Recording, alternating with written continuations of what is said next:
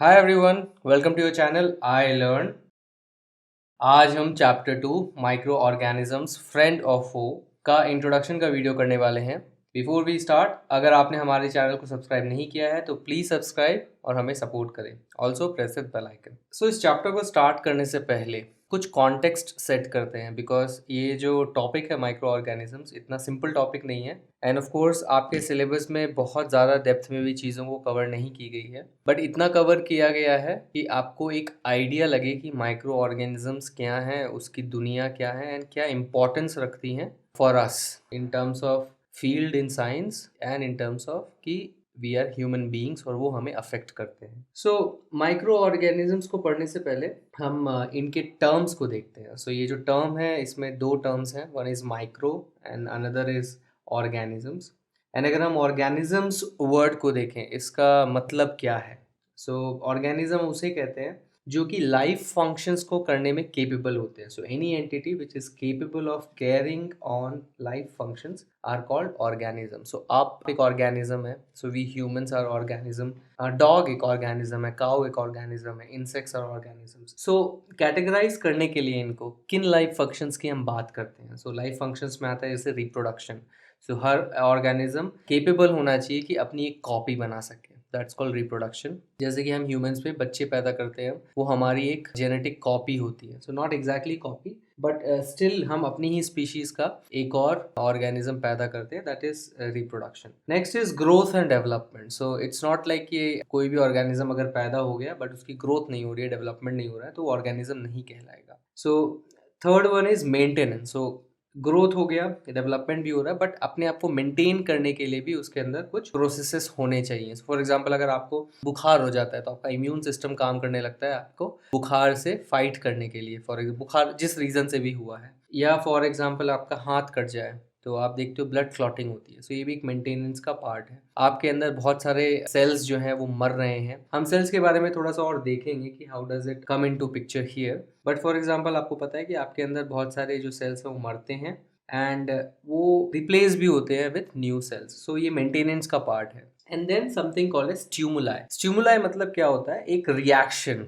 To external disturbance, आप कह सकते हैं। डिस्टर्बेंस फॉर एग्जांपल, अगर आप अपना हाथ किसी गर्म तवे पे रखते हैं फॉर एग्जांपल, तो आपका हाथ अचानक से झटक जाता है, तो एक स्टिमुलाई है कि ये आपके लिए डेंजर है, आपके पर्टिकुलर बॉडी के लिए, आपके एग्जिस्टेंस के लिए डेंजर है एंड आप उससे दूर भागते हो। So that is a stimuli.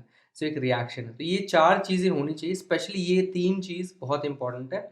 And stimuli भी is one of the important life function माना जाता है। सो ये होगी ऑर्गेनिजम्स की डेफिनेशन। सो माइक्रो का मतलब क्या है? सो माइक्रो जो वर्ड है यहाँ पे इट मीन्स माइक्रोस्कोपिक स्केल में अगर कोई ऑर्गेनिज्म है जिसे हम नेकेड आई से नहीं देख सकते। सो एनी ऑब्जेक्ट जो माइक्रोस्कोपिक स्केल में है एंड इसे हम नेकेड आई से नहीं देख सकते या अच्छे से नहीं देख सकते, उसे हम माइक्रो कहते हैं। सो यहाँ पे माइक्रो ऑर्गेनिजम्स ऐसे ऑर्गेनिजम्स हो गए जिन्हें हम नेकेड आई से नहीं देख सकते। As simple as that. Now microorganisms के बारे में वो कहाँ लाई करते हैं? जैसे हम एनिमल के पार्ट है, हम प्लांट्स को देखते हैं, माइक्रो ऑर्गेनिजम्स कहाँ फिट होते हैं बेसिकली? तो of course taxonomy I think आगे के क्लासेस में आपको आएंगी, जिसमें हम क्या करते हैं, जितने भी लिविंग बींग्स हैं उनको हम आइडेंटिफाई करते हैं, उन्हें हम कैटेगराइज करते हैं।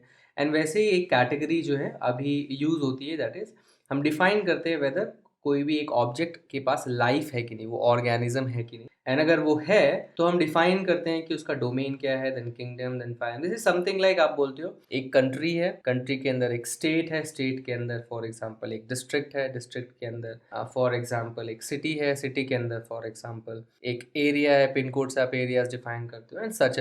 सो इस तरह से आप classification based on some common property होती है। सो फॉर एग्जांपल अगर हम बैंगलोर की बात करें, मुंबई की बात करें, कोलकाता की बात करें, तो इन सब में कॉमन क्या है कि वो इंडिया के एक सिटी हैं। सो इस तरह से उनको एक सिटी एक तरह से क्लासिफिकेशन होगी, बट उनमें कॉमनैलिटी क्या है कि वो इंडियन सिटीज़ हैं। सो इस तरह से इनकी क्लासिफिकेशन होती है। एंड मज़े की बात ये है कि ये जो क्लासिफिकेशन है इसमें भी बहुत सारे यू कैन से डिबेट्स चल रहे हैं। तो साइंस हमने डिस्कस भी किया था पिछले चैप्टर के वीडियोस में कि साइंस बहुत एक इवॉल्विंग सब्जेक्ट है, नई नई चीज़ें हमें पता लगती जाती है। एंड स्पेशली अगर आप माइक्रो ऑर्गेनिजम्स के बारे में देखोगे तो ये जो पर्टिकुलर फील्ड है ये तो बहुत ज़्यादा अभी भी डेवलप हो रहा है। सो जो आज आप पढ़ेंगे मे बी कल उसके ऊपर और रिसर्च हो जाए। सो अगर हम डोमेन्स को देखें, फॉर एग्जांपल ये जो सेकेंड पार्टिसिपेशन, अगर आपने डिफाइन कर दिया कि ऑर्गेनिज्म एक लिविंग बीइंग है, देन किस डोमेन में है ये बहुत ही डिबेटेबल पार्ट है। बहुत लोग कहते हैं there are 3 domain, for example bacterias एक सेपरेट डोमेन है,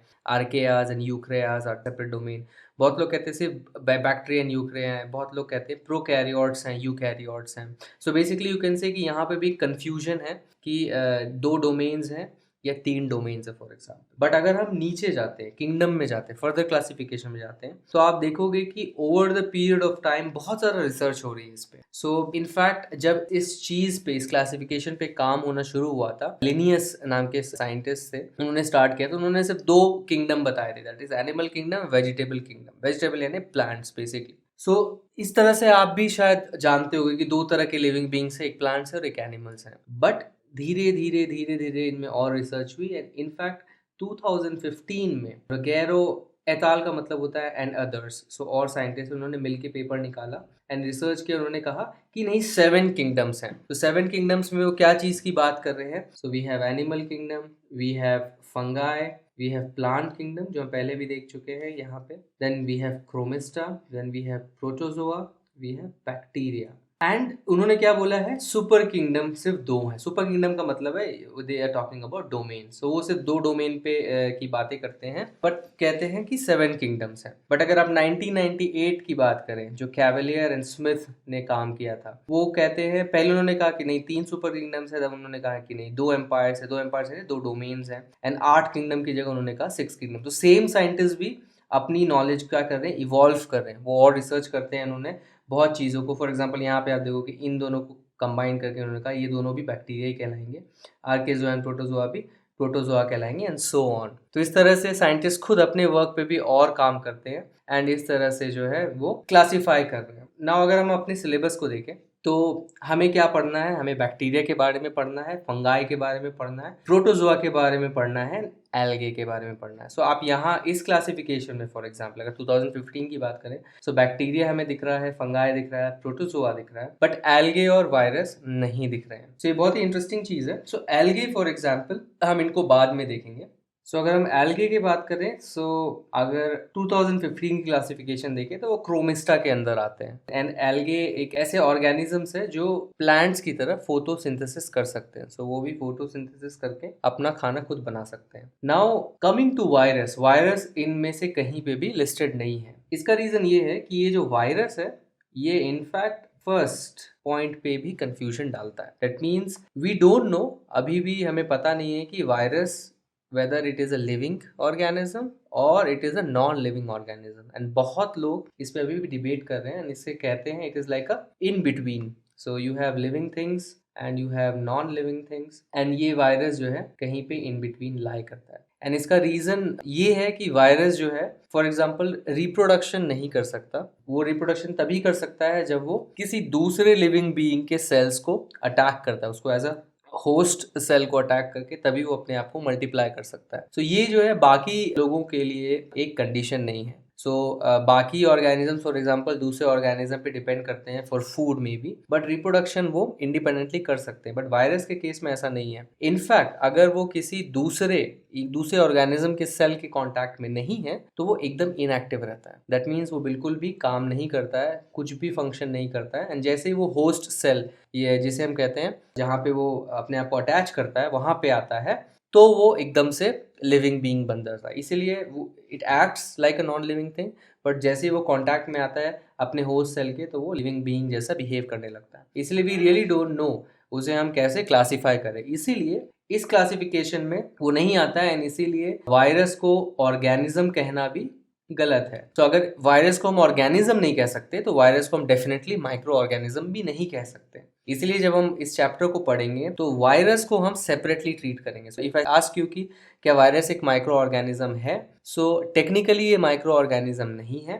but it is micro, that means ये बहुत छोटा है। इनफैक्ट ये इतना छोटा है कि ये नॉर्मल माइक्रोस्कोप्स में भी हम देख नहीं सकते। इसके लिए for example scanning electron microscope, SEM करके एक माइक्रोस्कोप होते हैं जिसमें आप इलेक्ट्रॉन से चीज़ों को देखते हैं रादर देन लाइट। तो हम माइक्रोस्कोप में फॉर एग्जांपल लाइट्स से चीज़ों को देखते हैं। हम जो पूरी दुनिया देख रहे हैं वो लाइट की वजह से देख रहे हैं, बट इन पर्टिकुलर माइक्रोस्कोप्स में क्या होता है, आप इलेक्ट्रॉन से चीज़ों को देखते हैं। इसके डिटेल जानने की अभी आपको ज़रूरत नहीं है, जस्ट नो दैट कि वायरस इतने छोटे होते हैं कि आपके लिए नॉर्मल माइक्रोस्कोप जो है काम नहीं करेंगे। इसीलिए जब वो इतने छोटे हैं तो उनको समझने के लिए भी आपके पास बहुत स्ट्रॉन्ग टूल्स होने चाहिए। अभी तक फॉर एग्जाम्पल कोई क्लैरिटी नहीं है कि वो ऑर्गेनिज्म है कि नहीं। So when we talk about microorganism, we will talk about these 4 things. ये हम इसलिए स्टडी करते हैं बिकॉज ये भी उसी वर्ल्ड का पार्ट है, उसी स्मॉल स्केल का पार्ट है जिसके बारे में हम थोड़ी देर में पढ़ेंगे, एंड वो कहीं ना कहीं इम्पॉर्टेंट है। तो 2020 2021 में दिखा दिया वायरस ने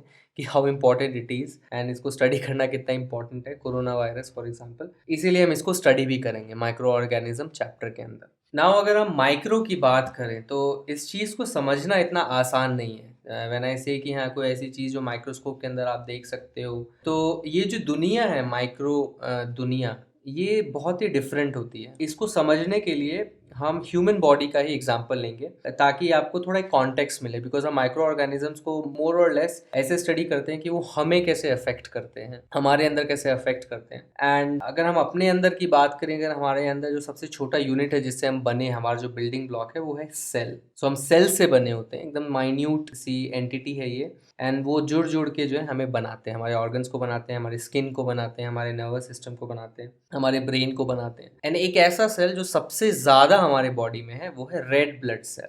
तो ये इस तरह से कुछ दिखता है, ये है उसका इलस्ट्रेशन। सो रेड ब्लड सेल जिससे बेसिकली हमारा ब्लड बना है, सो ये जो है अराउंड यू कैन से 80% ऑफ आवर बॉडी, अगर हम सेल्स की बात करें तो वो रेड ब्लड सेल से बनी हुई है। सो अगर हम अब इस रेड ब्लड सेल को अपनी ह्यूमन बॉडी के से कंपेयर करें, so it is like saying कि ये इतना छोटा है, इतना गुना छोटा है जितने हम अर्थ से छोटे हैं। इनफैक्ट टू बी एक्यूरेट, अगर हम एक के ऊपर एक 10 आदमियों को रख दें तो हमारी हाइट जितनी हो जाएगी वो और अर्थ जितना बड़ा है, अर्थ का डायमीटर जितना बड़ा है, इसका कंपैरिजन इज सिमिलर टू अगर हम रेड ब्लड सेल को अपने ह्यूमन बॉडी से कंपेयर करें। सो यू कैन से कि हम अर्थ के सामने जितने छोटे हैं उतना ही रेड ब्लड सेल हमारी बॉडी के सामने छोटा है। सो यू कैन इमेजिन कि हमने अर्थ को अपना घर बनाया हुआ है, जिस तरह से रेड ब्लड सेल जो हैं इतने छोटे हैं कि हमारा बॉडी जो है उनके लिए अर्थ के बराबर एक पूरी दुनिया है। सो ये है लेंथ के अकॉर्डिंग, बट ये मिसलीडिंग चीज होती है व्हेन यू से कि हाँ ये इतना गुना बड़ा है। इसमें एक बहुत बड़ा इशू है। इशू क्या है? अगर आप फॉर एग्जांपल मेजरिंग टेप को देखें, सो अगर आप इस 1 से 2 के बीच में लेंथ को देखें, सो ये this is something like 1 centimetre, and इसके बीच में आपके पास 10 डिविजन्स हैं and 1 division is 1 millimetre. So you can से कि 1 मिलीमीटर 10 टाइम्स छोटा है 1 सेंटीमीटर से। एंड इसी तरह से अगर आप 1 मिलीमीटर को 1 मीटर से देखेंगे, so 1000 millimetre is equal to 1 metre. So you can say 1000 times जो है वो छोटा है।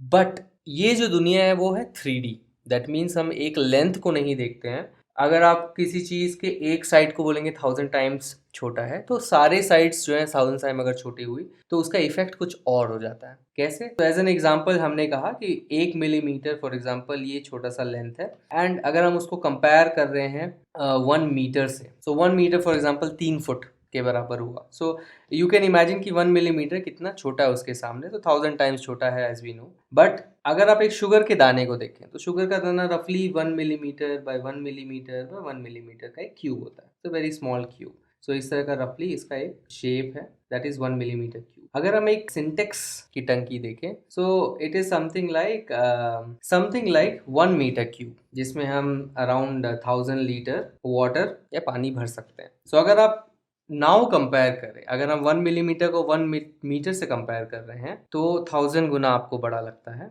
बट अगर आप 1 मिलीमीटर क्यूब, ये वॉल्यूम हो गया, एंड आप 1 मीटर क्यूब से कंपेयर कर रहे हैं, एंड आप इमेजिन कर सकते हैं कि अगर एक चीनी के दाने को अगर आप डालेंगे एक पर्टिकुलर सिंटेक्स की टंकी में, तो 1000 से कई गुना ज़्यादा आपको चीनी के दाने डालने पड़ेंगे। सो यू कैन ईजिली सी कि जैसे ही कोई चीज़ साइड में 1000 गुना बढ़ जाती है तो वॉल्यूम में वो और भी ज़्यादा बड़ी होती है आपस में, अगर हम कंपेयर करें। तो सेम चीज़ आपको ध्यान रखना है जब आप इन माइक्रो ऑर्गेनिजम्स को, इन सेल को खुद से कंपेयर कर रहे हैं कि कितना ज़्यादा स्मॉल हो जाएंगे वो व्हेन वी कंसिडर पूरा 3D structure. So of course इसको समझना इतना आसान नहीं है, इसको आप रीड कर सकते हैं बट आपके जहन में आना बहुत मुश्किल हो सकता है। तो इस चीज़ को बार बार आप सोचिए, अलग अलग एग्जाम्पल से समझिए, देन यू विल अंडरस्टैंड कि हम कितने छोटी दुनिया की बात कर रहे हैं। नाउ बहुत अलग अलग तरीके से लोगों ने डिफाइन करने की कोशिश की है कि कितना छोटा है माइक्रो ऑर्गेनिजम्स की दुनिया। सो फॉर एग्जाम्पल अगर हम देखें यहाँ पे, तो ये कॉफ़ी बीन का दाना है, ये चावल का दाना है, एंड ये फॉर एग्जाम्पल सेसमी सीड्स, तिल का दाना है। सो अगर हम और इसके नीचे अंदर जाते जाएं तो हम देखेंगे जैसे सॉल्ट का दाना हुआ, वी सी अब अमीबा आया, पैरामीशियम आया, देन हमारा रेड ब्लड सेल है जिसकी हम बात कर रहे थे, and we go down we will see bacteria, then और अंदर जाएंगे हम तो फाइनली हम वायरस को देख पाएंगे। सो इस चीज़ को समझने के लिए आई थॉट जो आपके सिलेबस में है 5-6 चीज़ें, उनको हम देखते हैं आपस में कंपेयर करके। सो इनफैक्ट अगर आप इन चीज़ों को भी देखेंगे आपस में वो बहुत ज़्यादा डिफर करते हैं साइज में। सो अगर हम वायरस की बात करें तो कुछ वायरस, जैसे ये बैक्टीरियोफेज है वायरस, आपको फॉर एग्जाम्पल एक रोबोट जैसा दिखेगा बट एक्चुअली में ये ऐसा ही दिखता है, इसका स्ट्रक्चर ऐसा ही है। एंड ये वायरस को अगर हम एक टिपिकल बैक्टीरिया से कंपेयर करें so it will be something like this. So bacteria for example 10 times बड़ा है कंपेयर टू दिस वायरस, एक टिपिकल वायरस से। नाउ अगर हम बैक्टीरिया को कंपेयर करें फंगाई से, so this is something like this. और फंगाई का जो सेल है for example, fungi is very much comparable to हमारे red blood cell. So finally हम रेड ब्लड सेल को अपने कंपैरिजन में ला रहे हैं, एंड यू कैन इजीली सी कि बैक्टीरिया हमारे रेड ब्लड सेल से भी कितना छोटा है। एंड इसीलिए ये बैक्टीरिया जब हमारे शरीर के अंदर घुसते हैं सो वो किस तरह से वो डैमेज करते हैं एंड कितनी क्वांटिटी में उन्हें होना पड़ेगा ताकि वो एक सेल को फॉर एग्जांपल कंप्लीटली डैमेज कर सकें। सो ये हो गए फंगाई। सो जैसा आप देख रहे हैं कि रेड ब्लड सेल के कंपैरेबल साइज में होते हैं। नाउ अगर हम प्रोटोजोआ की बात करें, so one of the popular one is amoeba. वो कंपेयर करें अगर हम रेड ब्लड सेल के साथ तो ये काफ़ी बड़े होते हैं। सो यू कैन सी कि कैसे वायरस से लेके प्रोटोजोआ तक साइज कितना ज़्यादा डिफर करता है इनका। एंड अगर हम प्रोटोजोआ को समझने की कोशिश करें तो अगर आप एक बाल का क्रॉस सेक्शन ले, बाल को काटें एंड उसका जो क्रॉस सेक्शन है, उसकी जो थिकनेस है, उससे कंपेयर करें तो एक अमीबा का जो साइज है उससे कंपेरेबल होगा। सो ऑफ कोर्स आप एक हेयर की थिकनेस को देख सकते हैं बट उतने अच्छे से नहीं देख सकते। फॉर एग्जाम्पल अगर आप देखना चाहते हैं कि एक प्रोटोजोआ के बॉडी में क्या क्या है, उसका बॉडी स्ट्रक्चर कैसे, तो ऑफ कोर्स नेकेड आई से नहीं देख सकते, आप उसको माइक्रोस्कोप के अंदर ही देखना पड़ेगा। सो इवन दो वो एक ऐसी थिकनेस है जिसे हम डेली देखते हैं अपने बाल को for example, but still microscope के अंदर ही आप उसको समझ पाएंगे कि उसका रियल में स्ट्रक्चर क्या है। बट अगर हम एल्गे की बात करें तो एल्गे एक ऐसा ग्रुप है जो जिसकी साइज बहुत ज़्यादा वेरी करती है। So one of the smallest one जो बहुत एक छोटा है वो इवन रेड ब्लड सेल के कंपेरेबल हो सकता है, बट अगर हम बड़ों की बात करें तो वो कुछ सेंटीमीटर बड़े भी हो सकते हैं। जैसे फॉर एग्जाम्पल ये किसी प्लांट की तरह दिख रहा है एंड ये अराउंड 14 सेंटीमीटर बड़ा है। तो एल्गे का जो साइज वेरिएशन है वो बहुत बड़ा है, इसीलिए हमने इस कंपैरिजन में नहीं ले, इसे अलग से दिखाया। सो अगर हम इस चीज़ को समराइज करें, ऐसे रिमेंबर कि हम जो है अर्थ से जैसे कंपेयर करते हैं वैसे ही हमारा रेड ब्लड सेल हमसे कंपेयर करता है। एंड आप अगर बैक्टीरिया को देखें तो किस तरह से वो कंपेयर करता है एक पर्टिकुलर रेड ब्लड सेल के सामने। नाउ जो माइक्रोब्स है उनकी इंपॉर्टेंस क्यों ज़्यादा है हमारी लाइफ में, कि हम जो है अराउंड 50% से ज़्यादा माइक्रोब से बने हैं। What does it mean? It means कि हमारे बॉडी में अराउंड 30 ट्रिलियन सेल्स हैं। सो ट्रिलियन का मतलब क्या होता है? So trillion is something like this. So ये हो गया 1000, देन 6 zeros ये होता है मिलियन, देन 9 zeros यानी billion, and then this is 1 trillion. So that means you have 12 zeros। तो ये जो है 1 ट्रिलियन होता है। सो दिस इज 30 ट्रिलियन। इतनी क्वांटिटी में आपके अंदर सेल्स हैं। अगर हम फॉर एग्जांपल अर्थ से कंपेयर करें अपनी पॉपुलेशन को तो हम कितने हैं? We are only around 7 billion. So हम इतने ह्यूमंस हैं अर्थ पे, ये ह्यूमंस ऑन अर्थ है अप्रॉक्सीमेटली। और 1 ट्रिलियन को आप 30 से मल्टीप्लाई करो तो दैट इज व्हाट सेल्स हैं हमारी बॉडी में। सो इवन दो हम जो है अर्थ के कंपैरिजन में जैसे हैं वैसे ही सेल्स हमारे कंपैरिजन में, बट सेल्स की जो डेंसिटी है हमारे अंदर वो बहुत, सेल्स का जो नंबर है वो कई गुना ज़्यादा है जितने हम अर्थ पर हैं। सो ऑफ कोर्स हम दूसरे एनिमल्स को काउंट नहीं कर रहे, but leave that aside. So you can understand कि कितने सारे सेल्स हैं हमारे अंदर, बट उससे भी ज़्यादा हमारी बॉडी में अराउंड 40 ट्रिलियन माइक्रोब्स हैं। सो माइक्रोब्स एक शॉर्ट वर्ड है टू से micro organisms, it's just another word for micro organisms. And इस वर्ड में फॉर एग्जांपल हम वायरस को भी कंसिडर करते हैं। सो इनफैक्ट हमारे अंदर माइक्रोब्स सेल से भी ज़्यादा हैं, एंड अगर आप इनको हटा देंगे तो हम जिंदा नहीं रह सकते, बिकॉज हमारे सारे प्रोसेसेस में ये कुछ ना कुछ कंट्रीब्यूट करते हैं। हमारे बॉडी में जितने भी प्रोसेसेस हो रहे हैं जिससे हम जिंदा हैं उनमें इनका कंट्रीब्यूशन है। इसीलिए इवन आज इन पे स्पेशल रिसर्च चलती है जिसे हम कहते हैं ह्यूमन माइक्रोबायोम प्रोजेक्ट। सो ये क्या स्टडी कर रहे हैं कि कैसे हमारे different different parts of body में कितना परसेंटेज किस तरह के माइक्रोब्स हैं एंड उनका क्या फंक्शन है। एंड इन्हें माइक्रोबायोम क्यों कहा जा रहा है, बिकॉज हम एक तरह से उनका एक इकोसिस्टम है। तो हम इन माइक्रोब्स के लिए अर्थ की तरह हो गए, जिस तरह से हम अर्थ पे रहते हैं ये हमारे अंदर रहते हैं, हम उनके लिए एक अर्थ जैसे एक स्पेस हो गए। सो इसीलिए एक प्रोजेक्ट भी चल रहा है जिसमें हम समझने की कोशिश कर रहे हैं कैसे ये हमें अफेक्ट करते हैं। तो नाउ यू कैन रियलाइज कि माइक्रो ऑर्गेनिजम्स को पढ़ना कितना इंपॉर्टेंट है। इवन हमारी एग्जिस्टेंस को समझने के लिए इनको समझना बहुत इंपॉर्टेंट है। And this is basically logo of microbiome project. So इस चैप्टर में हम क्या एक्सपेक्ट कर सकते हैं, क्या पढ़ने वाले हैं हम। सो हम पढ़ेंगे माइक्रो ऑर्गेनिजम्स के बारे में, उनके टाइप्स और वो कहाँ पर हमें मिलते हैं, वो हमें कैसे अफेक्ट करते हैं इन अ गुड वे और बैड वे। बेसिकली इस चैप्टर का टाइटल क्या है, फ्रेंड और फो। सो हमें ये समझना है कि क्या वो हमारे फ्रेंड है, क्या वो हमारे दुश्मन है, how they affect the environment, and वो उनका जो प्रेजेंस है वो कैसे एनवायरमेंट को भी अफेक्ट करता है। Thanks for watching this video. अगर ये वीडियो आपको पसंद आए तो इस वीडियो को एक लाइक दीजिए, अपने फीडबैक और कमेंट सेक्शन में लिखिए और हमारे चैनल को सब्सक्राइब कीजिए। आप हमारे चैनल को सब्सक्राइब इस गोल लोगो पे क्लिक करके सब्सक्राइब बटन दबा के कर सकते हैं। इस बेल आइकन को भी प्रेस करना ना भूलें ताकि हमारे सारे वीडियोस की नोटिफिकेशंस आप तक जल्द से जल्द पहुंचे। इस चैप्टर के अगले टॉपिक के लिए स्टे ट्यून। Bye bye.